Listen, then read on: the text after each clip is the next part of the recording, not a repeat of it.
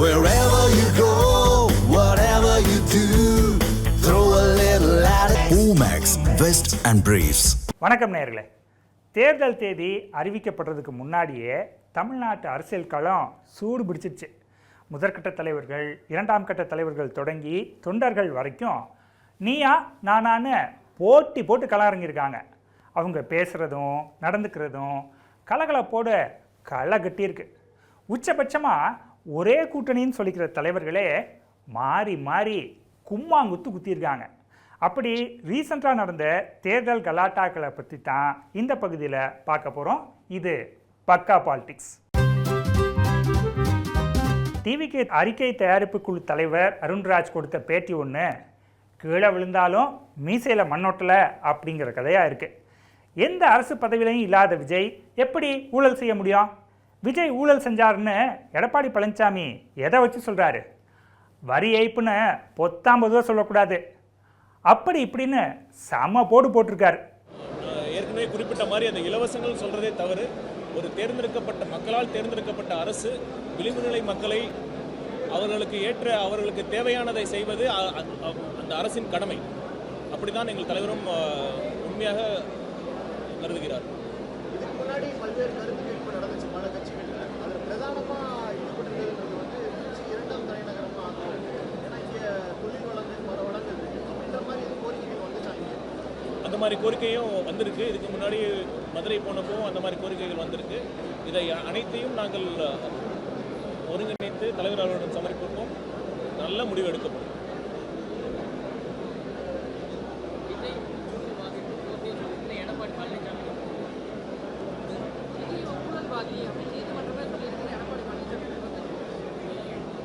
நான் எப்படி சொல்கிறேன்னு தெரியல. ஒரு முதலமைச்சராக இருந்திருக்காரு. ஊழல்னா என்னன்னு ஃபஸ்ட்டு தெரியணும். இது வரைக்கும் ஒரு அரசு பதவியில் இருந்ததே கிடையாது. எதை வச்சு ஊழல்னு சொல்கிறாரு? ஊழல் தடுப்பு சட்டம்னா அவருக்கு தெரியுமா? ஒரு முதலமைச்சராக இருந்திருக்காரு. ரொம்ப பரிதாபமாக இருக்குது. காலம் தாழ்த்தப்பட்ட ஒரு ஆணை பிறப்பிக்கப்பட்டது.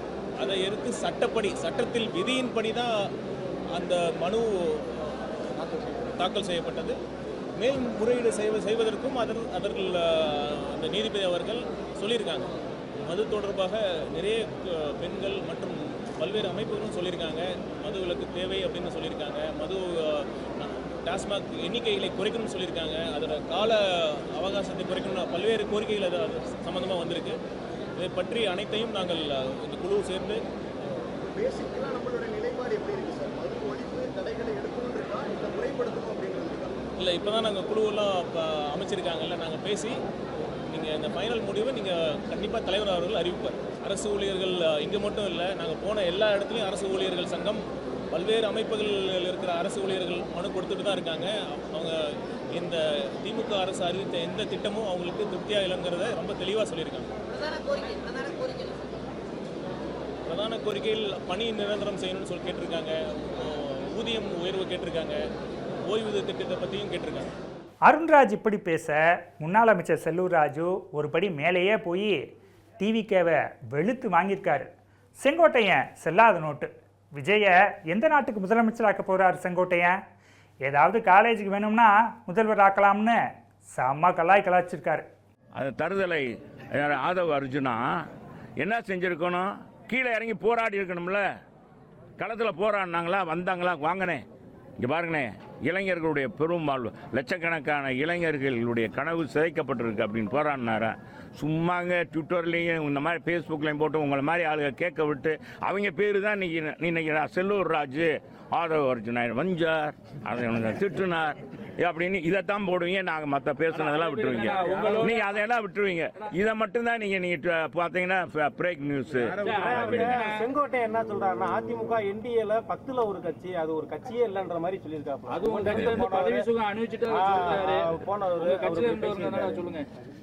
அதாங்க நான் அவரை செல்லாத நோட்டுன்னு செல்லாத காசுன்னு சொல்லிட்டேன். நான் ஏற்கனவே செல்லாத நோட்டு அவருன்னு சொல்லிட்டேன். எங்கே பொதுச்செல்லான்னு சொல்லிட்டேன். செல்லாத நோட்டு 1000 பேச என்ன செய்ய? அது ஒன்றும் ஆக போகிறது இல்லை. அதை பற்றிலாம் விடுங்க, அது கதையை. அதை போயிட்டு பேசிட்டு சார், அவரை விஜய முதல்வர் ஆக்காம அவர் ஓய மாட்டேன் அப்படின்னு வேற சூளுரை கொடுக்குறாரு. எந்த நாட்டுக்கு முதலமைச்சர் ஆக்க போறாரு? கல்லூரிக்கு முதல்வர் ஆக்கணும். இல்லைன்னா ஏதாச்சும் முதல்வர். சும்மாங்க கிழமை என்ன பேசினாலும் சரி அவர் போய் இனிமேல் இந்த ஆள் கிழமை இந்த செங்கோட்டையனுக்கு வயசு என்னங்க, இனிமேல் இவர் போய் எந்த நாட்டில் போய் என்னத்தை போராடி என்னத்தை விஜயை கொண்டு வந்து இப்படிப்பட்ட ஆளெல்லாம் இவெல்லாம் என்ன செஞ்சு இவெல்லாம் தூய்மையின் பிறப்பிடமா? இவர் என்ன தூய்மையானவரா? ஏங்க இதெல்லாம் நாங்கள் எங்கிட்ட இருந்தவர், நாங்கள் அவரவே நாங்கள் பல்ல குத்தி மூந்து பார்க்கணும்னு நினைக்கல. ஏன்னா அவர் செங்கோட்டையன் ஒரு காலத்தில் எங்கள் இருந்தவர். அவரை பற்றி நாங்கள் பேசுவது இப்போ எங்களை பேசுவது. ஆனால் அவருக்கு தெரிய மாட்டேங்குது பாருங்க, அவருக்கு தெரிய மாட்டேங்குது. போயிட்டு சும்மாவும் இருக்காமல் ஏப்பா நீ அங்கேயே அவங்க ஏற்றுக்கிற மாட்டேன்றாங்க, நீ கிளவை நீ பேசாமல் இருக்கியா அப்படின்னு தள்ளி விட்டுட்டு போயிடறாங்க.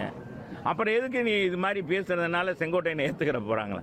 விடுங்கப்பா. நீங்கள் ஏங்க எங்களுக்கும் டைரக்ட் ஃபைட்டு திமுக தான். நீங்கள் தேவையில்லாமல் திசை மாற்றி செங்கோட்டையன் ஆதவ அர்ஜுனா இப்படி பேசி நீங்கள் இதை மாற்றுறீங்க, திசை மாற்றுறீங்க. இந்த ஊடகங்கள் நான் தயவு செஞ்சு கேட்குறேன், தயவு செஞ்சு இனிமேல் அவங்கள பற்றி என்கிட்ட கேட்காதீங்க. கிருஷ்ணசாமி அமெரிக்காவை பற்றி பேச நம்ம கார்த்தி சிதம்பரத்துக்கு வேறொரு விஷயத்தால் மன உளைச்சலாம். டிஎன்பிஎஸ்சி தேர்வுகள் ரத்து செய்யப்பட்டது தான் அதுக்கு காரணமாக. ஏற்கனவே திமுக காரங்களால் காங்கிரஸ்காரங்க மன உளைச்சலில் இருக்காங்கன்னு சொல்லப்படுற நேரத்தில் இப்போ திமுகவோட டிஎன்பிஎஸ்சியும் சேர்ந்துச்சான்னு கேட்குறாங்க நெட்டிசன்கள். ஆனால் அமைச்சர் ரகுபதி எப்போ சரியான நேரம் வருதோ அப்போ திமுக காங்கிரஸ் கூட்டணி பற்றி பேச குழு அமைப்போன்னு சொல்லியிருக்காரு. குழு அமைக்கிறதுக்கே நேரங்காலம்லாம் பார்க்குறாங்களான்னு கேட்குறாங்க மக்கள்.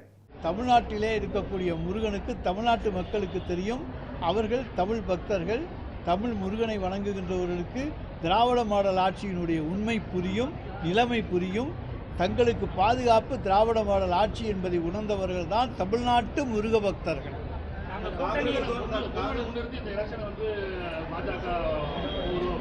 முருகனை முன்னிறுத்தாலும் சரி அல்லது ராமனை முன்னிறுத்தினாலும் சரி, யாரை முன்னிறுத்தினாலும் எங்களை பொறுத்த வரைக்கும் நாங்கள் அடுத்தவர்களுடைய மத கலாச்சாரத்துக்குள்ளே புகுந்தது கிடையாது. யார் தங்கள் இஷ்ட தெய்வங்களை வழிபட வேண்டுமோ அவர்களை வழிபடுவதற்கு வேண்டிய வசதிகளை செய்து கொடுக்கிற அரசு தான் தமிழ்நாடு அரசு. வரலாற்று சிறப்பு மிக்க 4000 குடமுழுக்குகளை 5 ஆண்டுகளிலே நடத்தி இருக்கிற ஒரே அரசு எங்களுடைய திராவிட மாடல் அரசு. இதிலிருந்து மக்களுடைய உணர்வுகளுக்கு மதிப்பளிக்கின்ற அரசு திராவிட மாடல் அரசு என்பதை நீங்கள் புரிந்து கொள்ள முடியும். சார் யார் யாரும் கருத்து சொல்லிட்டு போவாங்க, அதெல்லாம் கருத்துக்களாக நாங்கள் எடுத்துக்கொள்ள முடியாது.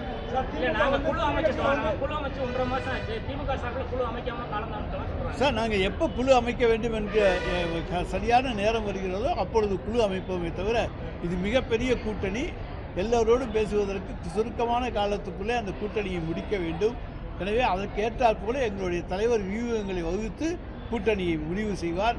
அதில் எந்த விதமான பிசுபிசுப்பும் வராது, யாரும் கவலைப்படாது.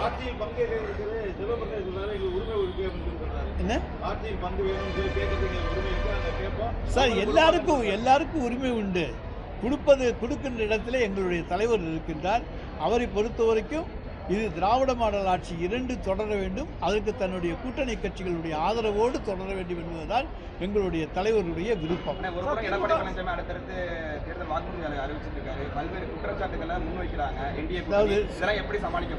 அதாவது எடப்பாடி பழனிசாமியுடைய வாக்குறுதிகள் என்பது பொய்ப்பாடி வாக்குறுதிகள்.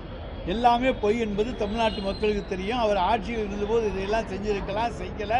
நாங்கள் சொன்னதையும் செய்ய முடியாது என்று சொன்ன வாய்தான் எடப்பாடி பழனிசாமி. அவரை மக்கள் நம்ப மாட்டார்கள். தமிழ்நாட்டை பொறுத்த வரைக்கும் எல்லாமே சட்டம் ஒழுங்கு இந்தியாவிலேயே தமிழ்நாட்டிலே தான் சிறப்பாக இருக்கிறது என்பது இன்றைக்கு அனைவரும் அறிந்த ஒன்று. எனவே யாரும் அச்சப்பட தேவையில்லை. இந்த கூட்டணியிலே எந்த குழப்பமும் வராது.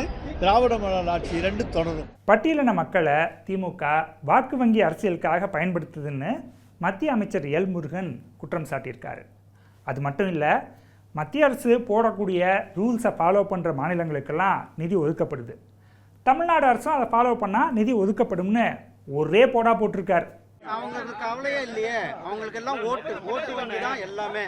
இதே வேற ஒரு சின்ன விஷயமாக இருந்தால் ஆளுக்கு இன்னைக்கு காலையில் ஒருத்தர் பேசுவார், 10 மணிக்கு ஒரு பேசுவார், 8 மணிக்கு ஒரு பேசுவார், 1 மணிக்கு ஒருத்தர் பேசுவார்.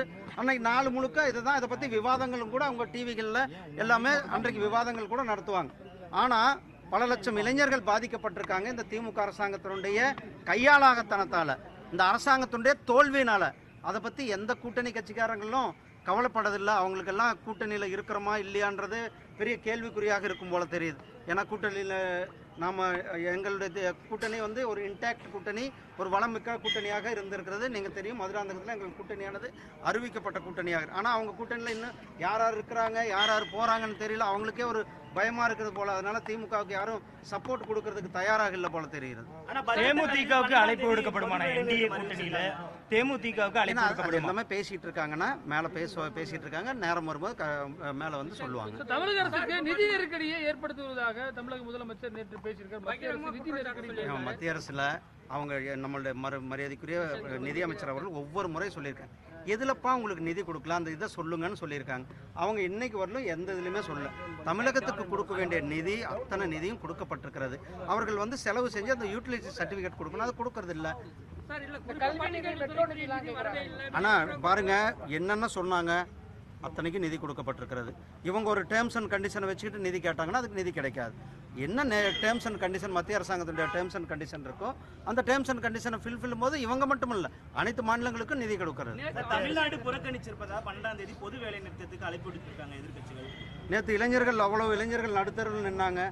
டிஎன்பிசி எக்ஸாம் எழுத முடியாமல் கிட்டத்தட்ட 2 வருஷம் அவங்க வந்து தன்னை 2 வருஷம் 3 வருஷம் தன்னை தயாரிப்படுத்தி கொண்டு தன்னுடைய அத்தனை வேலைகளையும் விட்டுட்டு தேர்வு, அதாவது அரசாங்க பதவி வேலைகளுக்கு போக வேண்டும், இந்த நாட்டுக்கு சேவை செய்ய வேண்டும் என்று இளைஞர்கள் தயார் செய்து நேற்று தேர்வுகளுக்கு போன பிறகு தேர்வை ரத்து செய்திருக்கிறார்கள்.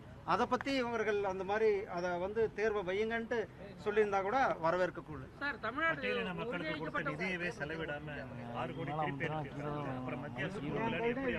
இது 6 கோடி இல்லைன்னா இன்னும் கணக்கெடுத்தா நிறைய கோடிகள் வரும்.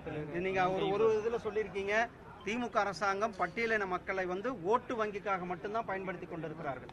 திமுக அரசாங்கம் பட்டியலின மக்களுடைய வளர்ச்சி மேலேயோ அவர்களுடைய மேம்பாட்டு மேலேயோ எந்தவித அக்கறையும் கிடையாது. பட்டியலின மக்களுக்கு அது என்ன ஹாஸ்டலுக்கு வந்து பேரு தான் மாற்றிருக்கிறாங்க. ஆனால் அந்த ஹாஸ்டலுக்கு மாணவர்களுக்கு உணவில்லை, மாணவர்களுக்கு குடி தண்ணீர் இல்லை. நான் எஸ்சி கமிஷன் வைஸ் சேர்மனாக இருக்கும்போது தமிழ்நாட்டில் அத்தனை ஹாஸ்டலையும் நான் விசிட் பண்ணி அரசாங்கத்தை வந்து சொன்ன பிறகும் கூட அந்த அவர்கள் எஸ்சி கமிஷன் அறிக்கை அந்த ரிப்போர்ட்டை கூட அவர்கள் நிறைவேற்றுவதற்கு தயாராக இல்லை. பட்டியலின மக்களை தனி சுடுகாடுகள் இருந்து கொண்டு இருக்கிறது. பட்டியலின மக்களுக்கு தனித்தனியாக தண்ணி பிடிச்சி குடிக்கிற சூழ்நிலை தான் இன்றைக்கி இருந்து கொண்டு இருக்கிறது. அதனால் அவர்களுக்கெல்லாம் பட்டியலின மக்கள் மேலே எந்தவித அக்கறையும் இல்லை.